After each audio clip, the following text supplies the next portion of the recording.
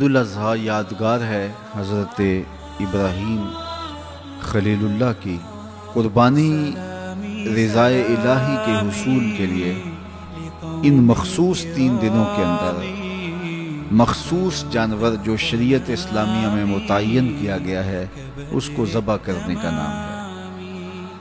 یہ بات ذہن میں رکھیں کہ عیب سے جانور پاک ہونا چاہیے۔ فقہا نے ایک سیدھا سا ضابطہ بیان کیا ہے، عیب وہ ہے جس سے منفعت یا جمال زائل ہو جائے۔ جو جانور آپ نے خریدا تو وہ ذبح کے وقت عیب دار ہو گیا، گرا، ٹانگ ٹوٹ گئی تو کوئی ایسا واقعہ پیش آ گیا، ذبح کے وقت جو عیب ہے وہ عیب شمار نہیں کیا جائے گا، تو اس کو یوں ہی ذبح کر دیا جائے گا۔ جو جانور ہے وہ فربا ہو، موٹا ہو، تازہ ہو تو وہ افضل ہے۔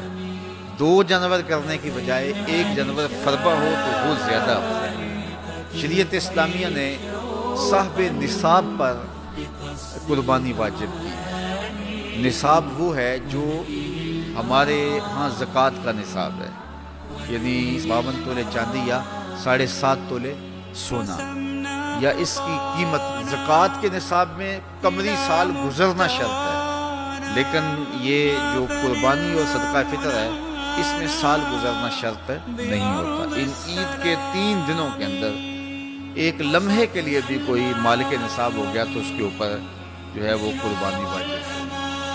پھر قربانی ہر اس شخص پہ واجب ہے جو مالک نصاب ہے۔ بعض اوقات گھر کے اندر کئی افراد مالک نصاب ہوتے ہیں تو سب پہ واجب ہے۔ قربانی واجب آپ نے ادا کر لی اور اپنی طرف سے نفلی بھی دینا چاہتے ہیں تو یہ بھی آپ کو اجازت ہے۔ ہمارے آقا و مولا نے ایک قربانی اپنی طرف سے، ایک قربانی اپنی امت کی طرف سے پیش کی، تو اگر امتی اپنے آقا کی جانب سے قربانی پیش کرتا ہے تو یہ اجر و ثواب کا باعث ہے۔ 3 حصے کر کے دوست احباب کے لیے، غرباء کے لیے اور اپنے لیے تقسیم کر لیں تو یہ قربانی کی روح کے مطابق ہے۔ سارا اگر خود استعمال کرنا چاہیں تو بہرحال اس کی بھی اجازت ہے، لیکن قربانی کی روح کے منافی ہے۔ جس کو گوشت لگتا ہے اس کو کھال بھی لگتی ہے، جس طرح گوشت آپ خود بھی کھا سکتے ہیں تو کھال خود بھی استعمال کر سکتے ہیں، یعنی آپ کھال کا مسلح بنا کے گھر رکھ سکتے ہیں، کھال کو اپنے گھر کی کسی ضرورت میں جو ہے وہ لا سکتے ہیں، لیکن قربانی کی کھال بیچ لیں اور اس کی قیمت اپنے مصرف میں لائیں یہ نہیں کر سکتے۔ قربانی کی کھال اگر بیچ لی ہے تو اس کے پیسے صدقہ آپ کر سکتے ہیں، کسی دوست کو دے سکتے ہیں، کسی غریب کو دے سکتے ہیں۔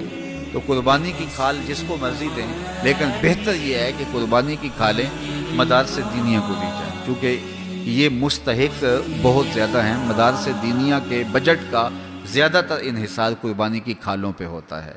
کسی زمانے میں مدارس دینیہ کے لیے، مساجد کے لیے اور خانقاہوں کے لیے امراء، رؤساء اور حکام جاگیریں مقرر کرتے تھے اور ان کا نظم و نسق چلتا تھا۔ ہمارے دیہاتوں میں آج بھی مسجدوں کے نام پہ 8-8، 5-5، 6-6 جو ہے وہ ایکڑ نام ہوتے ہیں اور مسجد کی ضروریات اس کے محاصل سے پوری ہوتی ہیں، لیکن اب تو مدارس دینیہ کا انحصار رہ ہی قربانی کی کھالوں، زکوٰۃ فنڈ اور لوگوں کے تعاون اور مخیر حضرات کی کوشش سے رہ گیا ہے۔ اس لیے اپنے مدارس کی طرف بہت زیادہ توجہ دینے کی ضرورت ہوتی ہے اور قربانی کی کھالیں کوشش کر کے خود مدارس دینیہ کے اندر پہنچائیں۔ اور آپ کے سامنے جامعۃ المصطفیٰ ایک ایسی درسگاہ علمی ہے کہ جس کے فیضان سے ایک زمانہ متمتع ہو رہا ہے اور یہاں سے نکل کر اطراف و اکناف عالم کے اندر جو ہیں وہ لوگ پھیل رہے ہیں اور فائدہ پہنچ رہا ہے۔ اللہ کا شکر ہے، یہاں سے جانے والے پیغام کو مسلم بھی قبول کر رہے ہیں اور غیر مسلم بھی قبول کر رہے ہیں۔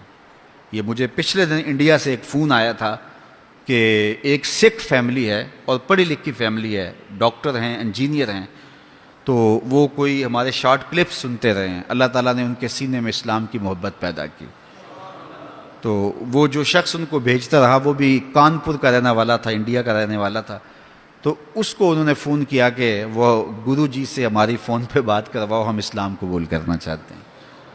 تو یہ اللہ کا فضل ہے، اس پر ہمیں شکر ادا کرنا چاہیے۔ اس سے قبل ایک ہندو فیملی تھی، وہ بھی انڈیا کے اندر پڑھی لکھی فیملی تھی، اللہ نے اس کو اسلام جو ہے وہ نصیب فرمایا۔ اس سے قبل جو ہے وہ مختلف جگہوں پر 7 ہندوؤں نے اللہ تعالیٰ نے ان کو اسلام نصیب فرمایا اور اس کا سبب یہ آپ کا ادارہ بنا۔ اور آپ آئے دن دیکھتے رہتے ہیں کتنے عیسائی یہاں کلمہ پڑھتے ہیں، تو یہ غیر مسلموں تک پیغام پہنچ رہا ہے، اور کتنے مسلمانوں کی اصلاح ہوئی ہے اور کتنے لوگ فائدے میں گئے ہیں۔ تو یہ ایک اللہ تعالیٰ کا بڑا فضل ہے اور اللہ تعالیٰ کا بڑا ہی کرم ہے کہ کتنے لوگوں کو یہاں سے فائدہ ہو رہا ہے۔ اور یہاں سے مدارس، یہ ظاہر ہے ہم ساری زندگی تو نہیں بیٹھ رہیں گے، ایک وقت عمر کا، زندگی کا ہم نے پورا کرنا ہے، اس کے بعد ہم نے چلے جانا ہے، تو ہماری جگہ اوروں نے آنا ہے۔ تو یہ دارالعلوم اگر زیادہ سے زیادہ لوگ پیدا کرے گا تو زیادہ لوگوں کو فائدہ پہنچ سکتا ہے۔ تو اس لیے نہ صرف قربانی کی کھالیں بلکہ اس ادارے کے ساتھ آپ کا ہر طرح کا تعاون درکار ہے۔ سب سے بڑا تعاون آپ کا اس ادارے کے ساتھ محبت کا تعاون درکار ہے۔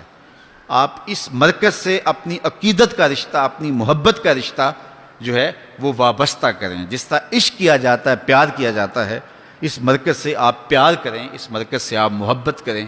یہ مرکز ہماری عقیدتوں کا مامن اور مسکن ہونا چاہیے، چونکہ اس سے بہت سارے لوگوں کو فائدہ ہو رہا ہے، اور غیر مسلم بھی اسلام کے دامن میں آ رہے ہیں، اور مسلمان عمل کی راہوں کے مسافر ہو رہے ہیں، اور یہاں سے صاف سیدھا اور پیارا سا پیغام پوری دنیا پہ پہنچ رہا ہے۔